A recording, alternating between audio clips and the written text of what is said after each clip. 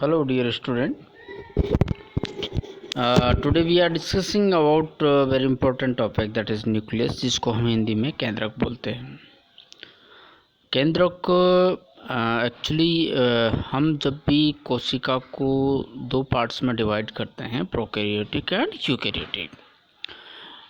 इन prokaryotic nucleus absent, pro means incipient, karyon means nucleus, और in case of eukaryotic eu मतलब true, then karyon मतलब nucleus. तो ऐसी कोशिका जिसमें ट्रू न्यूक्लियस पाया जाता है उसको हम यूकैरियोट में डिवाइड करते हैं। तो this is the major difference between prokaryotic and eukaryotic cell. And इसके अलावा जो न्यूक्लियस है केंद्रक, as we know, it control all the activities of the cell. इसलिए केंद्रक कोशिकांग की जब हम स्टडी करते हैं तो this is the most important part of the cell, because directly and indirectly it control all the activity of the cell, or if we can say in eukaryotic cell all the activity are controlled by nucleus. Nucleus की जो खोज है सबसे पहले इनको Robert brown ने इन 1831 में इसको डिस्कवर किया।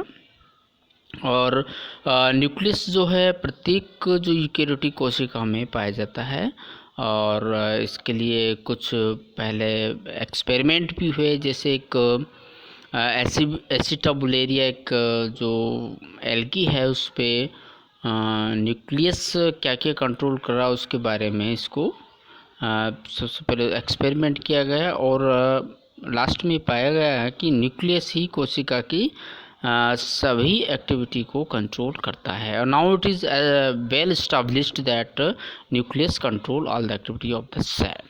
मतलब कोशिका की सभी जो प्रक्रियाएं हैं, जो भी सभी क्रियाएं हैं, उनको कंट्रोल करने का काम केंद्रक करता है, और इसलिए इसको केंद्रक नाम दिया, because it is nucleus. Okay, not ये न्यूक्लियस है, और न्यूक्लियस का मतलब तो केंद्रक, मतलब एक ऐसी संरचना जो आसपास की संरचनाओं सबका नियंत्रण करती है, उसको हम न्यूक्लियस कहते हैं। न्यूक्लियस की हम बात करते हैं तो जो नंबर ऑफ, अगर न्यूक्लियस की बात करें तो प्रत्येक कोशिका में जनरली एक न्यूक्लियस पाया जाता है, लेकिन नंबर ऑफ न्यूक्लियस में भी 2 और मोर देन 2। जैसे पैरामीशियम में 2 न्यूक्लियस पाए जाते हैं, और अगर more than 2 nucleus per cells पाए जाते हैं then it is known as coenocytic condition. और this condition is very popular और very frequently found in fungi. जो पोजीशन है न्यूक्लियस की, जनरली ये कोशिका के सेंटर में पाया जाता है, लेकिन according to the cell type ये इट में भी, जैसे किसी एक साइड में भी पाया जा सकता है, सेल वॉल के पास में भी पाया जा सकता है, सेल मेम्ब्रेन के पास में भी पाया जाता है। तो जनरली जो न्यूक्लियस है वो कोशिका के सेंटर में पाया जाता है। और अगर हम न्यूक्लियस की जो स्ट्रक्चर देखें तो इस न्यूक्लियस की स्ट्रक्चर को हम 2 पार्ट्स में डिवाइड करते हैं, एक तो कैरियोथिका और एक कैरियोलिम्फ। ठीक है, कैरियोथिका को हम न्यूक्लियर मेम्ब्रेन के नाम से भी जानते हैं, और कैरियोलिम्फ को हम न्यूक्लियोप्लाज्म के नाम से भी जानते हैं। कैरियोथिका जो न्यूक्लियर मेम्ब्रेन होती है वो न्यूक्लियस के चारों तरफ पाई जाती है, और ये डबल मेम्ब्रेन बाउंड स्ट्रक्चर है। इसी तरीके से कैरियोलिम्फ जो इस न्यूक्लियस के अंदर जो पाया जाने वाला जो लिक्विड है, इसके अंदर पाए जाने वाला जो द्रव है उसको हम कोशिका केंद्रक द्रव्य या न्यूक्लियोप्लाज्म के नाम से जानते हैं। जैसा कि आप इस डायग्राम में देख सकते हैं। इस डायग्राम में अगर हम देखेंगे तो यहाँ पर न्यूक्लियर जो ये न्यूक्लियर मेम्ब्रेन है, this is the nuclear membrane, और ये आउटर और इनर मेम्ब्रेन में डिवाइड है। इसके अलावा ये जो न्यूक्लियस है, इस न्यूक्लियस की जो आउटर मेम्ब्रेन है उस पे बहुत सारे राइबोसोम्स हमें देखने को मिलते हैं। और इसके अलावा इसी के साथ में कंटिन्यूस में जो हमने एंडोप्लाज्मिक रेटिकुलम या अंतःप्रदत्ति जालिका के बारे में पढ़ा, तो वहाँ पर ये आउटर मेम्ब्रेन से कंटिन्यूस रहती है और उस पर राइबोसोम्स उसमें लगे रहते हैं। इसके अलावा जो अंदर का पार्ट है जिसको हम कैरियोलिम्फ या कोशिका द्रव्य या न्यूक्लियोप्लाज्म के नाम से जानते हैं, इसमें क्रोमेटिन फाइबर, इसके अलावा वाटर मॉलिक्यूल्स और दूसरे जो लिक्विड पार्ट है वो इसमें मिलता है। इसके अलावा इसमें न्यूक्लियोप्लाज्म भी देखने को मिलती है। ठीक है, दिस इज द न्यूक्लियोप्लाज्म और ये न्यूक्लियर लेमिना। तो इससे कंटिन्यूस एक तो rough endoplasmic reticulum outer membrane से क्लियर रहती है। इसके अलावा जो आउटर और इनर मेम्ब्रेन है उसके बीच में जो पाए जाने वाला स्पेस है उसको पेरिन्यूक्लियर स्पेस के नाम से जानते हैं। तो प्रत्येक जो न्यूक्लियस है उसको हम दो पार्ट्स में डिवाइड करते हैं। आउटर जो मेम्ब्रेनस पार्ट है उसको हम कैरियोथिका या कोशिका झिल्ली के नाम से जानते हैं, और जो अंदर का जो लिक्विड पार्ट होता है उसको हम कैरियोलिम्फ या न्यूक्लियोप्लाज्म या कोशिका द्रव्य के नाम से जानते हैं। न्यूक्लियर एनवेलप की अगर हम बात करें तो इसमें बेसिकली हम जैसा भी बताया इसमें तीन पार्ट्स में हम इसको डिवाइड कर सकते हैं। आउटर मेम्ब्रेन, इनर मेम्ब्रेन और पेरीन्यूक्लियर स्पेस। ठीक है, ये आउटर मेम्ब्रेन, इनर मेम्ब्रेन और पेरीन्यूक्लियर मेम्ब्रेन। तो आउटर जो न्यूक्लियर मेम्ब्रेन होती है वो 7 से 8 नैनोमीटर की होती है और इनर मेम्ब्रेन भी 7-8 नैनोमीटर की होती है, जबकि जो दोनों के बीच में जो स्पेस पाया जाता है outer membrane, outer nuclear membrane और इनर न्यूक्लियर मेम्ब्रेन के, वो करीब 20 to 40 नैनोमीटर का होता है।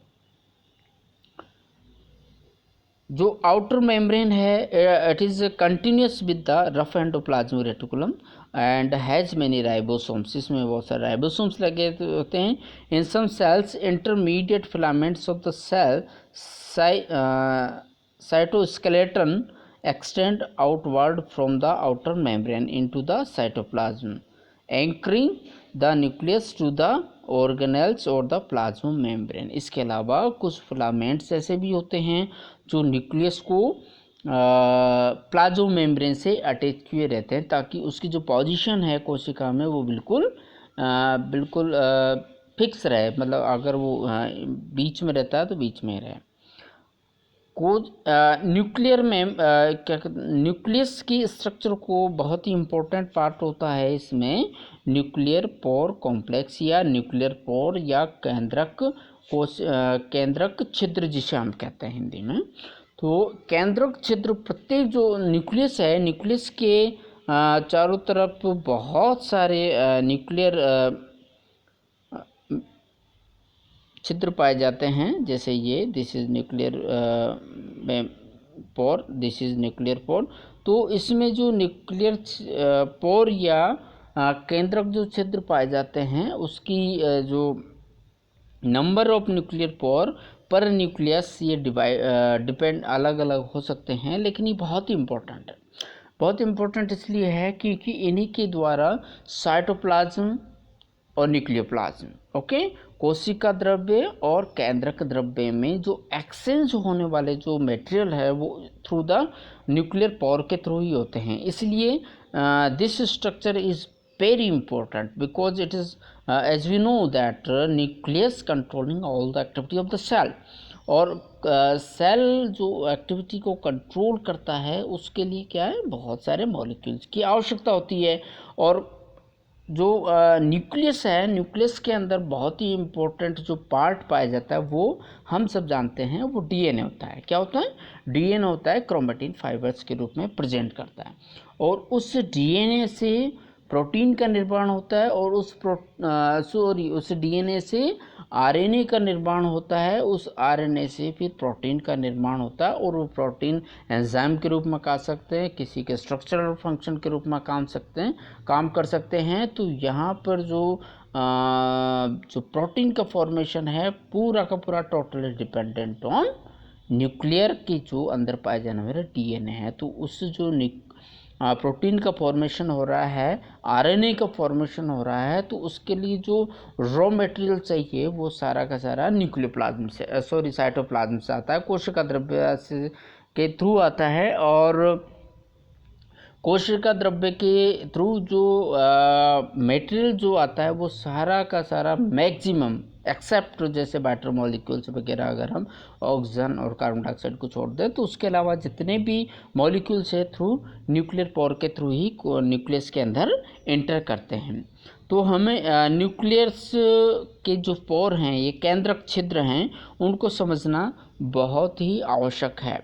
एक्चुअली जो न्यूक्लियस में जो न्यूक्लियर पोर पाए जाते हैं या केंद्रक छिद्र पाए जाते हैं, उनकी स्ट्रक्चर बहुत आसान नहीं है, इसलिए इसको हम क्या बोलते हैं, न्यूक्लियर पोर कॉम्प्लेक्स बोलते हैं। क्या बोलते हैं? न्यूक्लियर पोर कॉम्प्लेक्स या केंद्रकीय रंध्र सम्मिश्र के नाम से हम जानते हैं।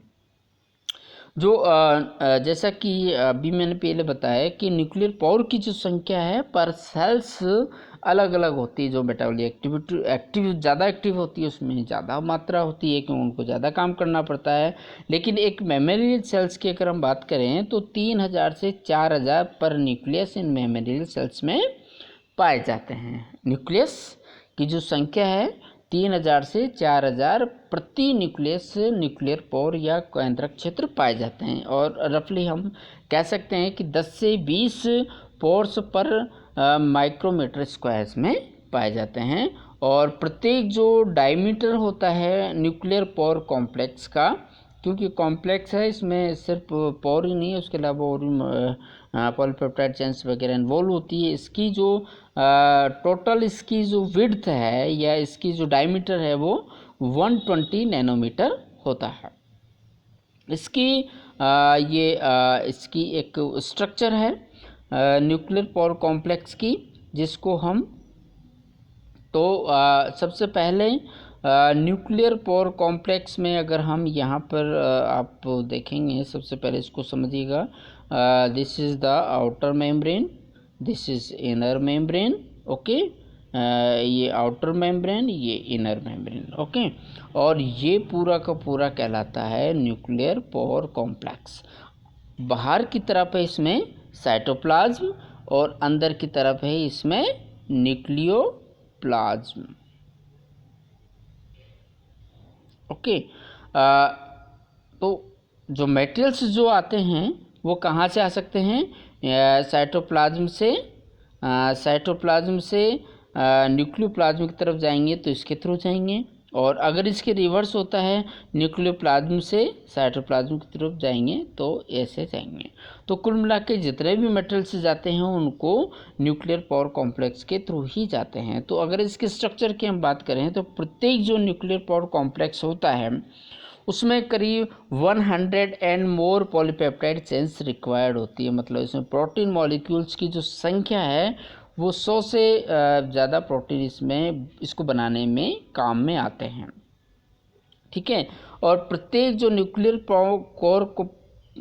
पोर कॉम्प्लेक्स होता है उसमें 8 सब यूनिट्स होती है ऑन ईच साइड। साइटोप्लाज्म की तरफ 8 सब यूनिट होती है, जैसे ये देखिएगा जिसमें ये 8 सब यूनिट्स ये साइटोप्लाज्म की साइड हैं और नीचे 8 सब यूनिट ये न्यूक्लियोप्लाज्म की तरफ है। 1 2 ये 1 2 3 4 5 6 7 8 ये साइटोप्लाज्म की तरफ पाई जाती है। दूसरी इसी तरीके से बाहर की तरफ जो पाई जाती है उसको हम न्यूक्लियोप्लाज्म की तरफ पाई जाती है, वो भी 8 सब यूनिट पाई जाती है। 1 2 3 4 5 6 7 8 मतलब 8 सब यूनिट न्यूक्लियोप्लाज्म की तरफ और 8 सब यूनिट न्यूक्लियोप्लाज्म की तरफ पाई जाती है। तो यहाँ पे इसमें इसके अलावा देखिएगा, इसमें व्हील की जैसे इसकी स्ट्रक्चर ये बनाते हैं, तो टू पैरेलल रिंग्स बनाती है, 8 सब यूनिट्स साइटोप्लाज्म की तरफ है। ये न्यूक्लियर पावर कॉम्प्लेक्स के हम स्ट्रक्चर पढ़ रहे हैं। न्यूक्लियर पावर कॉम्प्लेक्स या केंद्रक छिद्र जो होता है उसकी स्ट्रक्चर हम पढ़ रहे हैं। और इसके जो छिद्र है इसमें देखो, सबसे पहले ये साइटोप्लाज्मिक रिंग हम इसे बोलते हैं, साइटोप्लाज्मिक रिंग। देन इसके बाद में ये न्यूक्लियोप्लाज्मिक रिंग होती है। साइटोप्लाज्मिक रिंग में 8 सब यूनिट होती है और न्यूक्लियोप्लाज्म में 8 रिंग होती है। इसके अलावा दोनों जो रिंग्स हैं उनके बीच में एक ट्रांसपोर्टर पाया जाता है। ये ट्रांसपोर्टर इसमें ये पाया जाता है, ये ट्रांसपोर्टर। ओके, ये ट्रांसपोर्टर ये डायफ्राम की तरह होता है, कभी ये बाहर की तरफ खुलता है, कभी ये अंदर की तरफ खुलता है। जहाँ से खुलता है उसके तरफ, जैसे बाहर की तरफ ये खुलता है तो वहाँ से मॉलिक्यूल्स लेता है और अंदर साइटोप्लाज्म की तरफ छोड़ देता है। साइटोप्लाज्म से कोई मॉलिक्यूल लिया और ये देन उसके बाद में ये न्यूक्लियोप्लाज्म की तरफ आ जाता है। तो इसके अलावा दो एंकर प्रोटीन्स इसमें पाए जाते हैं। This is anchor protein.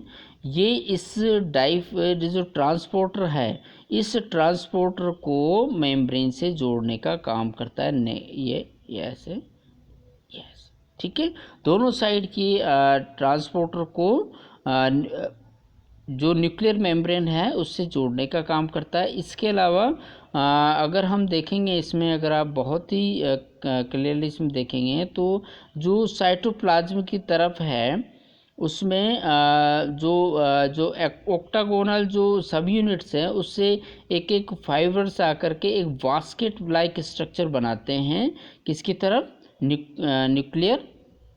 Nucleoplasm की तरफ क्या बनाते हैं? बास्केट ऑफ फाइबर्स बनाते हैं, जिसके फंक्शन के बारे में क्लियरली हम नहीं जानते हैं। ठीक है, this is about nuclear power की जो स्ट्रक्चर है उसके बारे में। और इसके अलावा जो now come to the function of nuclear power. ये न्यूक्लियर पावर की स्ट्रक्चर को हमें समझना और इसमें कौन कौन से मॉलिक्यूल्स काम आते हैं, इनका काम क्या है, ये बहुत ही इम्पोर्टेंट है। जो फंक्शन की अगर हम बात करते हैं तो ये बहुत ही एक्टिवली काम करता है न्यूक्लियर पावर कॉम्प्लेक्स। एक इसमें एग्जांपल हम लेते हैं, जैसे कितने राइबोसोम्स पर न्यूक्लियस ट्रांसपोर्ट होते हैं, तो उसमें जैसा कि हमने अभी पहले देखा कि प्रत्येक जो न्यूक्लियस है उसमें मैमेलियन न्यूक्लियस की हम बात करते हैं तो उसमें 3000 से 4000 न्यूक्लियर पोर पर न्यूक्लियस के पाए जाते हैं। और जो नंबर ऑफ राइबोसोम्स जो सिंथेसिस होते हैं पर मिनट वो कितने होते हैं? 20,000 होते हैं। तो कुल मिलाकर के नंबर ऑफ राइबोसोम सब यूनिट मस्ट बी ट्रांसपोर्टेड, कितने? 5 से 6 सब यूनिट पर मिनट पर पोर। ठीक है, एक कोशिका, एक केंद्रक छिद्र से प्रत्येक मिनट 5 से 6 राइबोसोम्स पर मिनट ट्रांसपोर्ट होगी from cytoplasm to from nucleoplasm to cytoplasm, मतलब कोशिका द्रव्य से साइटोप्लाज्म की तरफ ये ट्रांसपोर्ट होगी। इसके अलावा दूसरा अगर हम देखें, अगर साइटोप्लाज्म से न्यूक्लियोप्लाज्म में, क्योंकि राइबोसोम्स कहाँ बन रहे हैं? राइबोसोम्स बन रहे हैं न्यूक्लियोप्लाज्म में। केंद्रक द्रव्य बनते हैं, फिर बनने के बाद वो साइटोप्लाज्म आते हैं। सेम अगर साइटोप्लाज्म से अगर हम न्यूक्लियोप्लाज्म की बात करें, जैसा कि जब डीएनए का रेप्लिकेशन होता है तो डीएनए में हम जानते हैं हिस्टोन प्रोटीन्स की बहुत ज़्यादा ज़रूरत होती है। तो हिस्टोन प्रोटीन्स, कितने हिस्टोन प्रोटीन्स उस केंद्रक के अंदर उसको डीएनए फॉर्मेशन के लिए चाहिए होते हैं, तो उसके अगर हम रफली अगर कैलकुलेशन करें तो करीब न्यूक्लियस के अंदर जब रेप्लिकेशन होता है तो 3000 मॉलिक्यूल्स पर मिनट चाहिए होते हैं। जब रेप्लिकेशन होता है कितने? 3 लाख मॉलिक्यूल्स पर मिनट चाहिए होते हैं। तो इस तरह से अगर हम रफली कैलकुलेशन करें तो पर पोर कितने हिस्टोन्स की ज़रूरत होगी हमें? 100 histones per pore per minute must be transported from cytoplasm to nucleoplasm, मतलब कोशिका द्रव्य से केंद्रक द्रव्य की तरफ ये ट्रांसपोर्ट होना चाहिए। तो कुल मिलाकर के हम कह सकते हैं कि जब रेप्लिकेशन हो रहा है उस समय एक न्यूक्लियर पोर से 5 से 6 राइबोसोम्स तो न्यूक्लियस से साइटोप्लाज्म में जा रहे हैं और 100 हिस्टोन प्रोटीन साइटोप्लाज्म से न्यूक्लियोप्लाज्म आ रहे हैं, मतलब कोशिका द्रव्य से केंद्रक द्रव्य में आ रहे हैं। तो प्रत्येक मिनट में ये एक जस्ट 2 एग्जाम्पल हमने लिए हैं।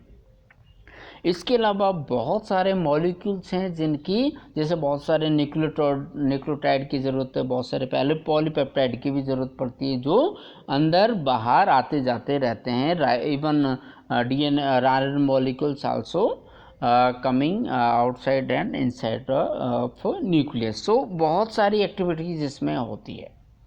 तो यहाँ पर हम ये बहुत ही आसानी से एक चीज़ समझ सकते हैं कि न्यूक्लियर पोर जो है वो बहुत ही हाईली एक्टिवली काम करता है, तभी जाकर के न्यूक्लियस के सारे फंक्शन वो करने में सक्षम होता है।